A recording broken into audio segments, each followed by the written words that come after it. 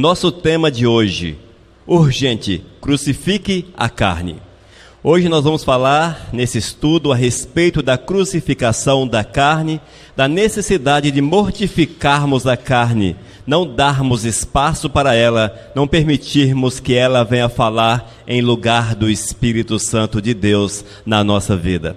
Nós temos o dever de ouvirmos apenas o Espírito Santo de Deus. Nós não podemos nos deixar levar por aquilo que nós entendemos, achamos, ou que as pessoas entendem e acham e nos orientam. Não, de forma alguma. A nossa orientação, a base é a Bíblia. Precisamos estar totalmente fundamentados na palavra do Senhor, para que tudo quanto façamos, o Eterno seja honrado, o Senhor seja glorificado, e desta forma tenhamos uma vida em conformidade com a vontade do Senhor, e no dia eterno estejamos com Ele na glória, já que esse é nosso objetivo principal, é estarmos no céu e enquanto aqui na terra fazermos a vontade de nosso Senhor e Salvador Jesus. Nós vamos estudar um pouco a respeito do ensinamento do apóstolo Paulo. Ele escreveu à igreja da Galácia, escreveu aos Gálatas, porque ali haviam pessoas que eram judeus e haviam convertido-se ao cristianismo. No entanto, eles vieram para a igreja e queria que alguns dos costumes que eles achavam interessante dentro do judaísmo fossem trazidos para a igreja, fossem ali colocados e que as pessoas observassem aqueles preceitos. Incrível, irmãos, mas em nossos dias, em pleno século XXI, nós estamos vendo essa onda do judaísmo entrando na igreja evangélica. É onde você vê a Arca da Aliança, as pessoas usando o kippá, o talite, usando roupas comuns àqueles que moram no Oriente, e vai por aí. Nós temos visto que as pessoas têm trazido para dentro do cristianismo o judaísmo. No entanto, não vivemos mais segundo a lei, sim segundo o Espírito Santo de Deus, segundo a graça. E nessa carta o apóstolo Paulo bate de frente contra esses costumes errados, contra esses costumes que não se aplicam à nova verdade, à verdade que nos foi dada por Cristo Jesus, a liberdade que o Senhor nos concedeu. E nós vemos em Gálatas capítulo 5, versículo 1, para a liberdade foi que Cristo nos libertou. Permanecei, pois, firmes, e não vos submetais de novo a jugo de escravidão. Vale ressaltar, irmãos, que hoje nós somos livres, nós temos o livre-arbítrio, e o Senhor quer que façamos aquilo que o Espírito Santo de Deus nos impulsiona a fazer. Aqueles que viveram debaixo da égide da lei, que viveram sob a lei, aqueles faziam segundo o que estava predeterminado. Eles obedeciam a um código de leis, e as pessoas que feriam aquelas leis estavam em pecado, estavam sujeitos a uma série de sanções por não observarem a lei de Moisés. Nós estamos vivendo uma nova realidade. A realidade da nova aliança é uma realidade que nós temos a liberdade de louvar, de glorificar o Criador com todo o nosso ser, com toda a nossa vontade. O apóstolo Paulo, ele mostra-nos uma transição dos argumentos doutrinários contra este erro, o erro de trazer o judaísmo para dentro da igreja cristã, para os argumentos práticos que todos podemos e devemos aplicar em nossas vidas. Ou seja, irmãos, nós precisamos olhar a palavra de Deus e, segundo o Espírito Santo do Senhor, vivermos, praticarmos aquilo que o Senhor quer, aquilo que é do Todo-Poderoso. Amém? Nós temos que olhar para o Senhor e cada dia mais nos deixar mover pelo Espírito Santo de Deus. Em Gálatas capítulo 5, versículo 13, porque vós, irmãos, fostes chamados à liberdade, porém não useis da liberdade para dar ocasião à carne, sede antes servos uns dos outros pelo amor. Hoje nós temos a liberdade de fazermos o que queremos. No entanto, a recomendação do apóstolo Paulo é que nós não podemos dar liberdade, amém? Dar ocasião à carne, dar lugar à carne, mas que nossos atos, mesmo com a liberdade que nós temos, seja para honrar e para glorificar o nome santo de Deus. O cristianismo, na sua essência, é muito interessante, já que não há um código de leis para ser observado, mas a base é o amor. Tudo no cristianismo, a base é o amor. Isso no cristianismo puro, real. Eu não estou aqui falando a respeito das doutrinas eclesiais que há por aí, em que obriga as pessoas a viverem de determinadas formas. Mas Quando você olha para a palavra do Senhor, você verá que a base é o amor. Se vocês estão neste lugar, é porque por amor estão aqui.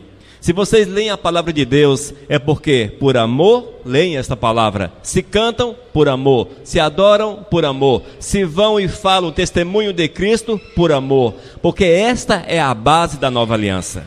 É o amor, o nosso amor para com o Todo-Poderoso, já que Ele nos amou primeiro.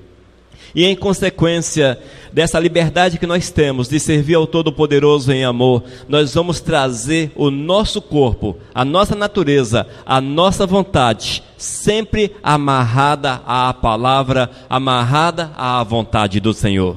Porque a nossa alegria, o nosso prazer, a nossa satisfação estará em honrar e exaltar o Criador. E é por isso, irmãos, que nós temos que observar alguns detalhes, alguns ensinamentos da palavra e trazê-los para a nossa vida no dia a dia. Não apenas uma formalidade, mas sim uma prática. Nós não vivemos o cristianismo, de fato, apenas com formalidades, mas sim na prática diária, na vivência diária. É você colocar no seu dia a dia aquilo que o Eterno quer para as nossas almas. Amém? E nós vamos usar como nossa base para falarmos a respeito da necessidade de crucificarmos a carne, Gálatas capítulo 5, versículos 19 até o 21. E nós vamos ler esse texto nesse momento. Nos diz a palavra: ora, as obras da carne são conhecidas e são prostituição, impureza, lascívia, idolatria, feitiçarias, inimizades, porfias, ciúmes, iras, discórdias, dissensões, facções, invejas, bebedices, glutonarias e coisas semelhantes a estas, a respeito das quais eu vos declaro, como outrora vos preveni, que não herdarão o reino de Deus os que tais coisas praticam. Glórias a Deus. Esta é uma orientação do apóstolo, é um conselho do apóstolo a todos aqueles que querem viver em santidade. E o apóstolo, de uma forma clara, nos ensina que algumas das práticas que são comuns ao ser humano, práticas comuns no nosso dia a dia, elas ferem a nossa comunhão com o Senhor. E se a nossa comunhão é ferida com o Todo-Poderoso, com certeza ela deixa de existir. Haja vista que com o Senhor não há meios termos, ou seja, a minha comunhão com o Senhor é mais ou menos. Não existe. Ou você tem uma comunhão, ou não tem uma comunhão com o Senhor. Ou você vive os preceitos de Deus, ou você não os vive. É impossível vivermos apenas metades, apenas pedaços e coisas semelhantes. Mas, quando nós amamos o Senhor, Ele vem sobre a nossa vida, nos abençoa, Ele nos envolve e coisas maravilhosas acontecem na nossa existência. E nesse texto, irmãos, o apóstolo Paulo descreve algumas ações que são pecaminosas, que são chamadas de obras da carne, e nos orienta a destituí-las da nossa vida. E fazemos isso quando nós deixamos de praticá-la, e quando a nossa carne pede, nós dizemos não para estas coisas. Amém? E nós vamos dividir essas obras da carne em 4 grupos. O primeiro grupo, pecados de impureza sexual. O grupo 2, pecados de impureza espiritual e religiosa. Grupo 3, pecados contra outras pessoas. Inclusive, é o grupo que tem mais recomendações. E grupo 4, pecado que demonstram falta de autodomínio. Nós vamos tentar, nesse período de estudo, discorrer a respeito dessas questões. Vamos então para o grupo primeiro, pecados de impureza sexual. Nos diz a palavra que, no versículo 19, ora, as obras da carne são conhecidas e são prostituição, impureza e lascívia. Essas 3 definições do apóstolo Paulo, elas estão associadas a todos os tipos de impurezas sexuais. Na verdade, essas palavras resumem todos os erros nessa questão, nessa parte sexual. Nós vemos primeiro a respeito da prostituição. A prostituição, queridos, nós vemos que é muito comum em nossos dias. A prostituição cada dia ganha mais corpo. Hoje, aqueles que vivem da prostituição já têm seus direitos, tem seus direitos segundo a lei, por incrível que pareça. Dizem por aí que é uma das profissões mais antigas, alguns acham que isso até é profissão, e vai por aí. Mas a prostituição, além da impureza sexual, ela também se aplica em relação a Deus. Quando as pessoas prostituem-se contra Deus, praticando aquilo que não era a vontade do Senhor, agindo de forma errada, que encontraria os princípios do Todo-Poderoso. Aqueles também prostituem-se contra o nosso Senhor e Salvador Jesus. Prostituição é um termo que descreve relações sexuais ilícitas. As relações ilícitas, e as pessoas geralmente vendem o seu corpo para que, através desses atos, consigam recursos, é chamada de prostituição. E ela não é, em lugar nenhum na palavra de Deus, aceita como uma prática legal, uma prática aceitável aos olhos do Senhor. E nós precisamos ter cuidado com essas coisas, porque estamos vivendo dias em que as pessoas acham que tudo pode, e algumas até dizem, mas é a minha vida, é a minha forma de ganhar dinheiro, e tudo que as pessoas entendem como fonte de recursos financeiros estão separados daquilo que é espiritual. E há muitos que vivem profissões que não são adequadas à vontade do Senhor, no entanto dizem, mas é a minha profissão, é a minha vida profissional, não tem nada a ver com a minha vida espiritual. Só que a recomendação do apóstolo Paulo, e certamente naqueles dias já havia isso, a recomendação é que aqueles que praticam a prostituição, as prostitutas, enfim, aqueles que estão vivendo dessa área, vivendo dessa forma, eles precisam deixar este pecado, deixar este erro e voltar-se verdadeiramente para o Senhor. Amém? Com certeza é muito claro isso aí, não há dúvidas, mas só para reforçarmos e entendermos que o Senhor condena de forma direta a prostituição. Impureza significa basicamente sujeira. Ela fala da impureza que corrompe a moralidade e a alma de uma pessoa. Irmãos, essa questão das impurezas, ela é bem ampla, muito ampla mesmo. Essa impureza, ela está no aspecto de que alguém que senta diante de uma televisão, ou mesmo diante de um monitor, para ver, por exemplo, um programa imoral, um filme de adulto e coisas semelhantes. Tudo está dentro das impurezas. Ou aqueles que têm sempre uma palavra imoral na boca, também são impuros.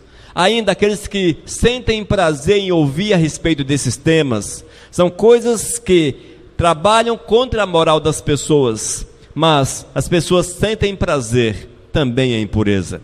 Nós não podemos de forma alguma, irmãos, nos assentarmos na roda dos impuros e com eles nos alegrarmos com suas piadas, com suas brincadeiras, com suas palavras de duplos sentidos e coisas semelhantes. Tudo isso está dentro do campo das impurezas e nós precisamos ter cuidado. Também nas músicas vemos que há muita impureza.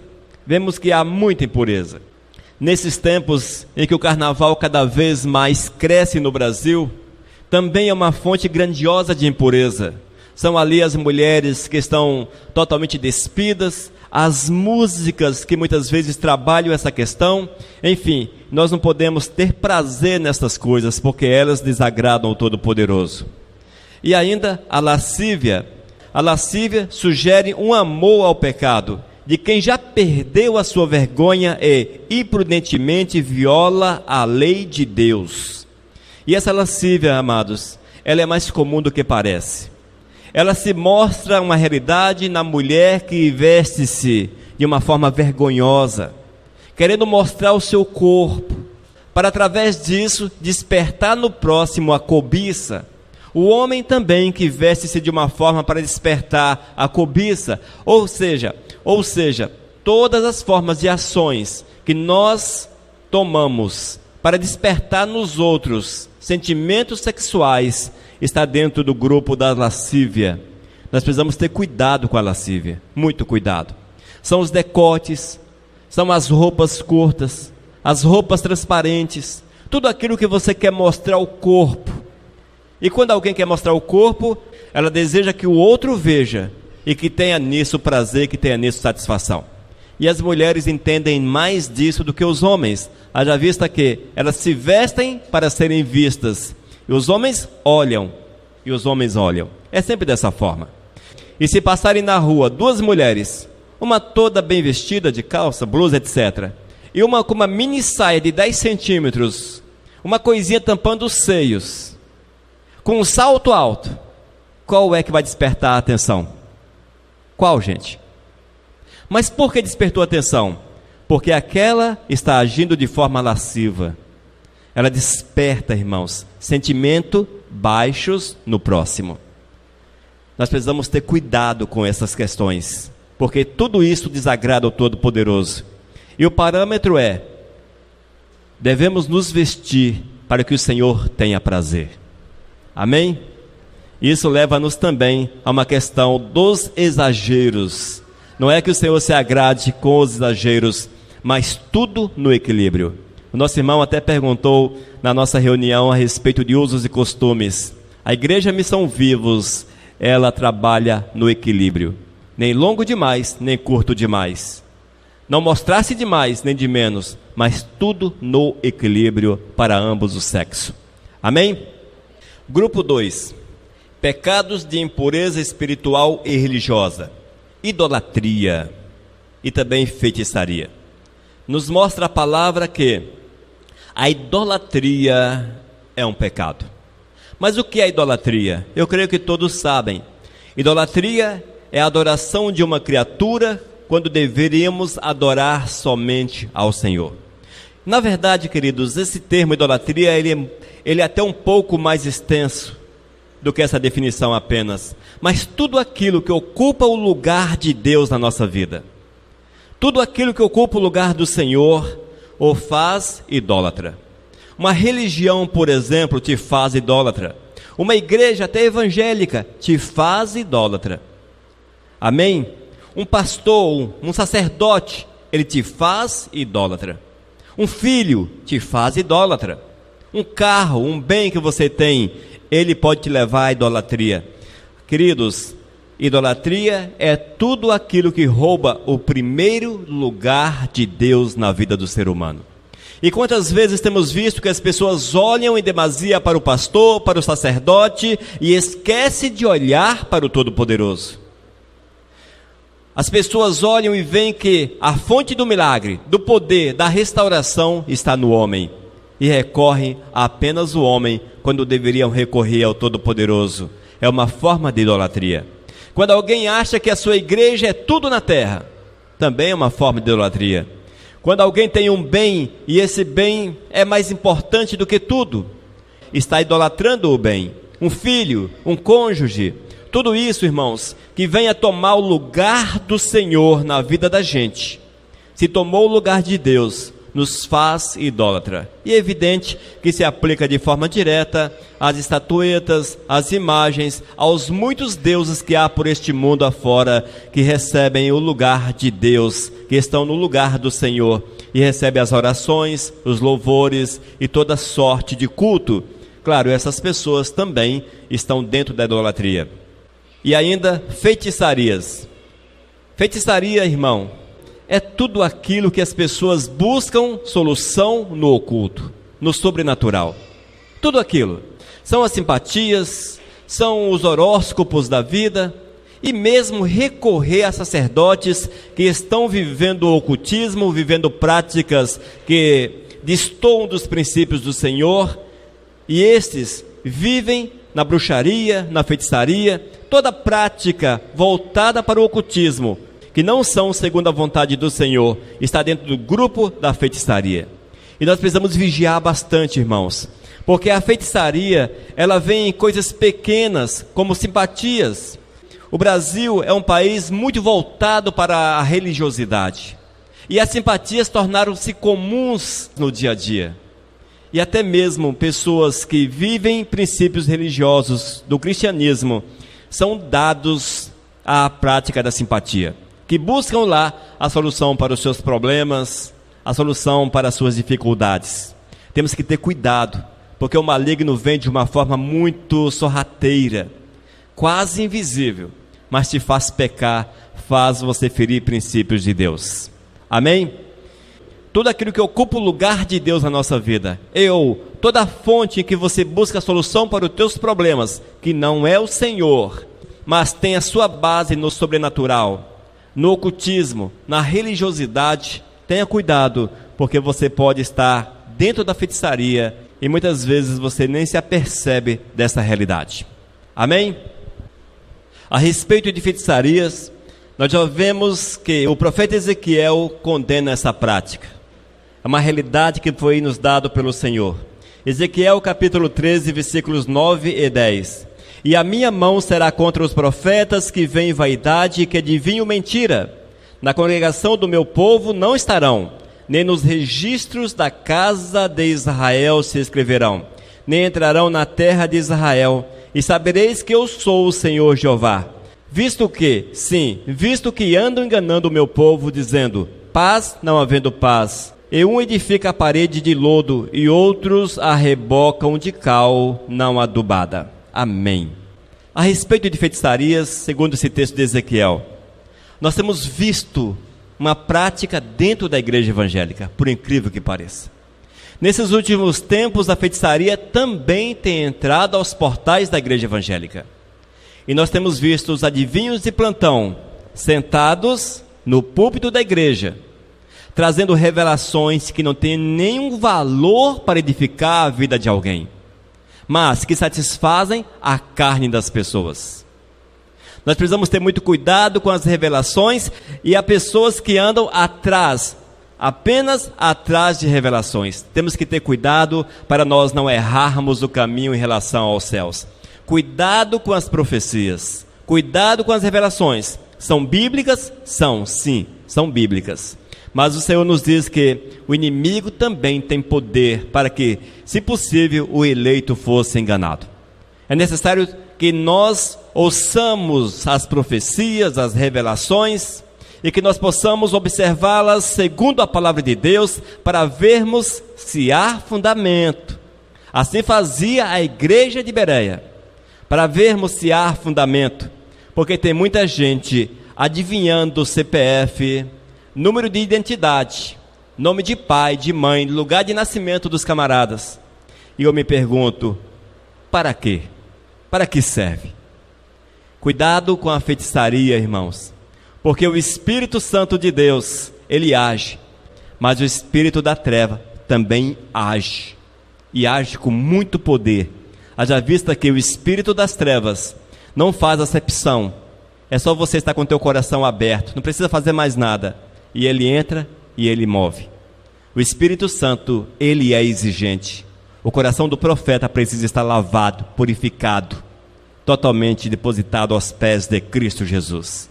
Portanto, irmãos, cuidado com a feitiçaria evangélica, cuidado. Infelizmente, lamenta-me dizer isso, é lamentável, mas cuidado com a feitiçaria evangélica. Cuidado com essas coisas que o maligno tem trazido para dentro da igreja e feito muitos perderem a salvação, porque creem apenas nisso, mas não creem na base, que é o amor e na observação dos preceitos do Senhor para as suas vidas. Grupo 3, pecados contra outras pessoas. Grupo 3, pecados contra outras pessoas. Este é um grupo que tem mais recomendação do apóstolo Paulo, haja vista que é o mais comum no meio daqueles que clamam pela presença do Senhor nas suas vidas. É o grupo mais comum dentro da igreja. Irmãos, as obras da carne precisam serem crucificadas. E quando nós vivemos os princípios do Todo-Poderoso, nós vamos observar a vontade do Senhor em todos os aspectos. E um dos mandamentos do Senhor, que devemos amar o próximo como a nós mesmos. Devemos amar o próximo como a nós mesmos. Já pensou se Jesus cultivasse a carne? Já pensou nisso? Ele teria feito descer fogo do céu, queimado todos. Ele teria morrido como inimigo. Ele, inimigo, não a sociedade inimiga dele, mas ele, inimigo do povo. Haja vista que o povo não queria saber de Jesus, o espancou, pediu a sua morte. E Jesus olha para esse povo e diz: Senhor, perdoa-lhes, perdoa-lhes. Isto é o amor ao próximo que nós precisamos cultivar em nosso coração. Mas não é fácil, irmãos, não é fácil. Porque o mundo é torto, o mundo é errado, o mundo está cheio de coisas ruins, e essas coisas ruins querem tomar lugar dentro do nosso coração. E vivemos num mundo em que as pessoas, cada uma tem o seu próprio mundo. Cada uma tem o seu próprio entendimento, seja político, seja religioso, profissional e vai por aí. E para chegarmos num consenso e tentarmos e conseguirmos viver de bem com as pessoas, não é tão fácil quanto parece. Não é tão fácil. Mas o apóstolo Paulo recomenda que a inimizade não deve fazer parte, não deve encontrar lugar no coração daqueles que servem ao Todo-Poderoso. Inimizade, irmãos, é uma palavra comum para descrever a separação entre amigos. Houve inimizade, separou os amigos. É a mesma palavra que Paulo usou em outro lugar para falar da separação de Deus. Quando nós pecamos, nós nos tornamos inimigos de Deus. Nenhum tipo de inimizade, nem mesmo aquela que nos é agradável, nos é boa, pode ser aceita no nosso coração. Nós temos que arrancar a inimizade da nossa vida, arrancá-la de fato.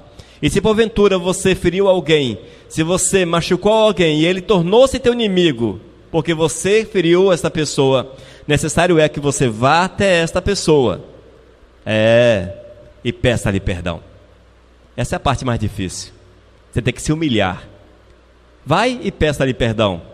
Fizestes a tua parte. Se ele vai te perdoar ou não, é uma questão dele também com Deus. Mas é nosso dever irmos até aquele aos quais fizemos o mal e pedirmos perdão, independe de quem seja.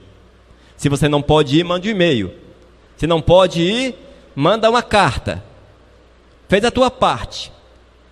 Mas se você pode ir pessoalmente, jogue a tua cara no pó, a tua face no pó, vá e peça perdão. Porfias são o comportamento que resulta da atitude de inimizade. Essa palavra descreve debates, disputas, lutas que frequentemente ocorrem quando pessoas estão preocupadas de modo egoísta em proteger seus próprios interesses. Isso, irmãos, é quando você se acha dono da verdade e você vai até as últimas consequências. É a porfia. Você está debatendo algo que você sabe que é errado, mas você defende porque é teu direito defender e porque é conveniente a você. Cuidado, portanto, com a porfia. Ciúmes é uma palavra que fala do medo de perder alguma coisa, que leva a conflitos com outros e até mesmo a ressentimento e ódio a outras pessoas. Essa definição, ela fala de forma técnica do que é o ciúme, porém, na prática, todos sabem o que é ciúme. E eu quero afirmar para vocês que ciúme do gato é pecado, ciúme do carro é pecado, ciúme do filho é pecado, ciúme do cônjuge, isso é o mais comum, é pecado. Ciúme no seio do casamento demonstra que falta confiança no cônjuge, que falta confiança. Nós não devemos ter ou cultivar os ciúmes, porque o Senhor condena. Amém? Toda sorte de ciúmes. Ciúme, aquele amor obsessivo, aquele amor forte por alguma coisa, que fecha até os olhos das pessoas, precisa ser arrancado do coração. Ainda, iras.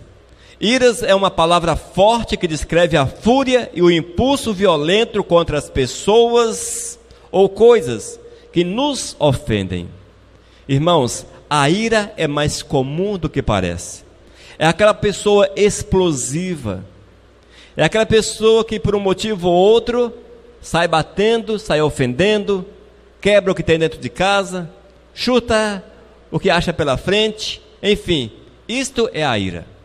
Precisamos ter cuidado, porque ela também encontra lugar no coração, e se nós não tivermos uma atenção, ela cresce, e você tornar-se-á cada dia mais uma pessoa dada a essa prática. Amém? Cuidado com a ira, não seja explosivo, não saia chutando, nem jogue o teu celular na parede quando ele não quer funcionar. Não jogue, não é, Tereza? Vez ou outra me dá uma ira assim, eu vou jogar esse telefone na parede. Mas eu controlo a ira. Vale ressaltar, irmãos, que a ira pode nascer no coração. É comum. E vez ou outra o meu celular, ele acha de travar. Olha, me dá uma vontade de jogar ele na parede. Aí eu falo para a pastora Tenilza, vou jogar esse celular na parede. Aí quando eu lembro que tenho que desembolsar R$1.000 para comprar outro, a ira passa rapidinho. Você pode até ter o sentimento de ira, mas você não pode extravasar a ira. Aí que está o pecado. Amém? É igual aos pensamentos ruins. Os pensamentos ruins podem até surgir na tua mente. Você não pode alimentá-los de forma alguma. Discórdias. Discórdias escreve as dissensões que resultam em ambições egoístas. É uma palavra política que descreve a campanha partidária pela honra e posição. Tal política não tem lugar entre os servos de Cristo. Paulo disse que a solução para tais conflitos é imitar a atitude altruísta e sacrificial de Cristo Jesus. Discórdia, nós não podemos cultivá-la. Não podemos de forma alguma levar a discórdia ou alimentar a discórdia. Muitas vezes somos emissários do maligno para levarmos a discórdia a terceiros. Aí você sabe de alguma coisa e você vai e sabe que aquilo trará danos, mas você leva e você fala para a pessoa. Além de fofoqueiro, você produz a discórdia. Nós temos que arrancar a discórdia do nosso coração. Cuidado com a discórdia. Nós precisamos viver sempre pela paz. Pela paz. Motivo de discórdia. Aqui falamos a respeito da palavra política. Sim, a política traz grandes discórdias. Até mesmo dentro da igreja. Há pastores que apoiam, por exemplo, um político e deseja que toda a igreja apoie o mesmo político. E ele acaba por trazer a discórdia à igreja. Porque aquele que está lá sentado também é politizado e ele não aceita essa imposição. E ele passa a olhar como o pastor já não com bons olhos. É preciso cuidado com relação à discórdia, porque ela se aplica em diversas áreas. Nas últimas campanhas eleitorais, a Igreja Missão Vivos diz: nós não temos candidato. Cada um vote no candidato que orou e buscou a direção do Senhor. E assim deve ser. Amém? Nós não somos um partido político, nem tampouco defendemos a política. Mas devemos sim cumprir o nosso dever como cidadãos. No entanto, não é para nós as discussões, esse tipo de discussão. Dissensões descrevem as divisões que resultam quando as pessoas satisfazem os seus próprios desejos, em vez de buscar e agradar ao Senhor. Para evitá-las, precisamos basear a nossa unidade na palavra de Deus e no exemplo de Jesus. Irmãos, tudo quanto façamos, que haja aquela pergunta: Jesus faria da mesma forma? Jesus agiria desta forma? Esta é a base para que não haja dissensão em nosso coração, para que não haja esse tipo de confusão na nossa vida, esse tipo de divisão na nossa vida. E nós vemos, amados, que muitas igrejas que existem por aí, nasceram com base na dissensão. Não foram guiados pelo Espírito Santo de Deus, mas um sentimento carnal entrou no coração de alguns e discordaram da doutrina ou coisa parecida. Fizeram um motim dentro da igreja e levaram um grupo e montaram uma nova denominação ou coisa semelhante. Nós precisamos ter muito cuidado com a dissensão, muito cuidado, porque ela é mais comum do que parece. Inclusive, as igrejas que nasceram sob o efeito, sob a dinâmica da dissensão, esse grupo de pessoas precisam pedir perdão a Deus, pedir perdão ao Senhor pelo pecado produzido e ir até a igreja remanescente, e até a igreja da qual eles saíram, dividiram, e pedir perdão àquela igreja, para que assim tenham a bênção de Deus de fato nas suas vidas. Amém? Eu sei que é uma palavra difícil de entendermos, mas é verdade. Se um grupo sai com base em dissensão e confusão, como é que pode ter a bênção de Deus? Não pode. Quer sair? Que saiam na bênção. Afaste-se. A Igreja Missão Vivos, graças a Deus, não tem esse problema de dissensão. Nós não somos fruto de divisões. Nós somos uma igreja que nasceu na sala da nossa residência. Glórias a Deus por isso. Não carregamos sobre nós o peso da dissensão. E ainda facções são seitas ou partidos defendidos pelas pessoas. Facções são grupos que nascem até mesmo dentro da igreja, que a leva à divisão, e também grupos que existem por aí, mas que ferem princípios de Deus, não cabe a nós participarmos de tais coisas. E as invejas, todo mundo sabe o que é. A inveja está muito associada ao ciúme, mas a inveja é quando você quer o que o outro tem. A pessoa tem um bem e você deseja com todas as tuas forças aquilo que é dele. Nós não devemos agir dessa forma, porque o Senhor condena toda prática de inveja. Devemos viver somente para a honra e para a glória do Senhor. E quando a pessoa realmente cultiva a inveja no seu coração, ela torna-se inimiga daquele que tem, ela passa a odiar aqueles que têm, e é um problema mais sério do que parece. E o Senhor já condena esta prática no meio da igreja. Amém? Irmãos, devemos cultivar em nosso coração somente a amizade, o amor ao próximo. E quando as coisas pegam um rumo diferente, temos que nos afastar, porque o Senhor não se agrada disso. Em todas as coisas o Senhor precisa receber a honra e a glória, jamais nos esqueçamos disso. Amém? Grupo 4. Pecados que demonstram falta de autodomínio. Pecados que demonstram falta de autodomínio. Bebedices. Misericórdia. As bebedices, amados, ela não pode ser uma realidade àqueles que servem ao Senhor. Nenhum tipo de vício pode fazer parte da vida das pessoas. Quando você passa a beber e torna-se viciado na bebida, a tua vida é dominada por esse vício. Se a pessoa tem o vício do tabaco, ela é dominada por esse vício. Das drogas, torna-se escravo dela. Enfim, os vícios se aplicam em diversas áreas da vida da gente. E a bebedice é o exemplo dos vícios. É preciso muito cuidado com isso, amados. Muito cuidado. Na verdade, se você observar à luz da palavra de Deus, nós vamos ver que a bebida alcoólica era permitida e até o apóstolo Paulo faz referência a ela. No entanto, a partir do momento que as pessoas passavam a ser dominadas pela bebida, aí sim, a carne já estava falando mais alta do que o Espírito Santo. No entanto, em nosso meio, nos dias em que nós vivemos, não é sábio fazermos uso da bebida alcoólica em nosso meio. Por que beber? Vai edificar alguém? Se você olhar à luz da palavra de Deus, você tem até a permissão para fazê-lo. Mas se você olhar por outro aspecto, diz a palavra: ai daquele pelo qual vem o escândalo. Nem tudo que é permitido é possível que façamos. Nós temos que observar se não vai escandalizar o próximo, se não vai fazer alguém errar a caminhada. A bebida alcoólica, por exemplo, a Bíblia diz a respeito disso. Jesus tomava vinho, os apóstolos. Paulo diz que as pessoas não deveriam ser beberrões, dava assim a entender que bebiam. Mas como é que eu vou explicar para o meu irmão Marconi, ao chegar na minha casa, abrir a minha geladeira e descobrir uma série de latinhas lá dentro, não é? E outras coisas mais relacionadas ao álcool. Ou, se abrir o armário, uma garrafinha de pinga, uma de uísque e outra coisa lá. Aí eu chego para meu querido Marconi e falo: irmão, vem tomar uma comigo. Gente do céu, nós não devemos nos assemelhar àqueles que são do mundo.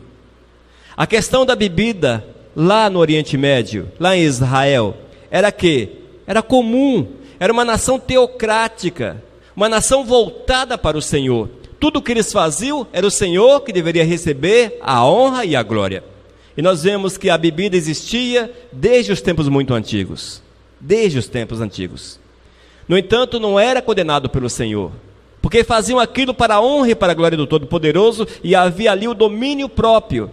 Mas a partir, irmãos, a partir do momento que não cabe na nossa sociedade, também ela torna-se obra da carne. E é assim que diz a palavra: bebedices. Não devemos dar lugar à bebedice, à bebida, porque ela não vai trazer edificação para a nossa própria vida, e também não trará edificação àqueles que nos veem. Como é que você vai sentar-se numa roda de escarnecedores para tomar uma? Onde fica o testemunho? E é isso que é importante, é agradar ao Senhor acima de todas as coisas, sem contar que para nada serve a tal da bebida. E ainda que, se você perde o domínio, torna-se obras da carne e é contra aquilo que Deus deseja para a nossa vida. Portanto, amados, em todas as coisas, o princípio é Deus em primeiro lugar. Deus em primeiro lugar. A glutonaria é o excesso de comida e ou de qualquer coisa. Tudo que você faz em excesso, você está ferindo os princípios de Deus. Se você muito come, você é guloso. Você é guloso. E se você é guloso, você está ferindo princípios do Senhor. Se você é um cara que trabalha demais, de certa forma você também é glutão. Haja vista que você não tem lugar para o Senhor na tua vida. Trabalha sem parar. Enfim, tudo aquilo que fazemos em excesso, que rouba-nos o lugar do Senhor, você pode entender também como glutonaria na vida. Mas a palavra se aplica de forma direta àqueles que comem demais. Precisamos ter muito cuidado para que nós não venhamos a ser glutão e pecarmos contra o Senhor com os nossos excessos. Tudo que é excesso é errado, lembre-se disso. Nós somos as pessoas que devem viver o equilíbrio em todos os aspectos da nossa vida. Só não precisamos ter equilíbrio na oração, no jejum, na busca pelo Senhor, na adoração. Isso aí, quanto mais o Senhor se agrada. Quanto mais. Se você pode passar o dia todo, e assim deve ser o nosso dia, o dia todo de adoração, que assim faça, porque certamente o Senhor se agradará disso. E é possível passarmos o dia todo em adoração, mesmo trabalhando, mesmo vivendo as nossas atividades profissionais. É totalmente possível você estar ligado com o Senhor continuamente, sem perder essa comunhão com o Todo-Poderoso. Na verdade, nós não podemos perdê-la. Portanto, comunhão com o Senhor, quanto mais, melhor. Amém? Queridos, o apóstolo Paulo, ele nos ensina que é preciso crucificarmos a carne e fazermos isso com urgência. Nós não podemos deixar o pecado para amanhã.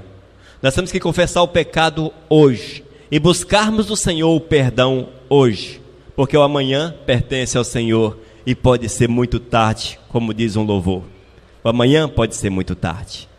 Não cultivemos o pecado, não guardemos no coração o pecado.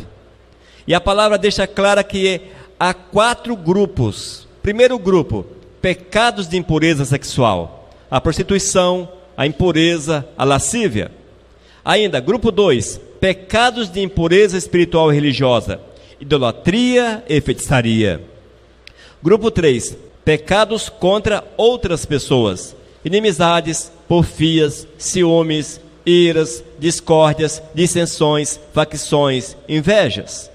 E o último grupo, pecado que demonstram a falta de autodomínio: as bebedices e as glutonarias. Que nós venhamos eliminar isso por completo da nossa vida, porque essas práticas e coisas semelhantes afastam por completo o homem do Senhor. E aqueles que estão afastados do Todo-Poderoso estão debaixo de condenação. Não se deixe enganar. Estão debaixo de condenação e não herdarão com certeza o reino dos céus. Amém? Ainda no versículo 21, finalzinho do versículo 21. A respeito das quais eu vos declaro, como já outrora vos preveni, que não herdarão o reino de Deus os que tais coisas praticam. Deus não mudou, a vontade do Senhor não mudou, aquilo que Ele quer para a nossa vida continua da mesma forma. Não esqueça-se disso. Não nos esqueçamos disso e vivamos a santidade acima de todas as coisas. Amém, amados? Urgente, crucifique a carne. Peçamos isso para que o Senhor venha nos dar força, condições, para que tenhamos a nossa carne totalmente crucificada para a honra e para a glória dEle próprio. Vamos orar. Senhor, nós te louvamos pela tua graça, te louvamos pelo teu cuidado, te louvamos, ó Deus, pela tua revelação aos nossos corações. E nos dê a direção, Senhor, para que em todas as coisas o teu nome seja honrado, teu nome seja glorificado, que venhamos a fazer somente a tua vontade, Pai. Ó Espírito Santo de Deus, fala conosco, nos dê, Senhor, a direção, para que a nossa vida seja dirigida pelo Espírito Santo de Deus, e que tenhamos condições, Pai, de crucificar a carne, mortificar a carne, para que assim o Teu nome seja honrado e glorificado. Ó Espírito, queremos declarar que a nossa vida é Tua, é para a Tua honra e para a Tua glória, e que Tu sejas aquele que nos guia a cada instante da nossa vida. É o que nós pedimos e declaramos, em nome de Cristo Jesus. Amém. Glórias a Deus por isso. Aleluia.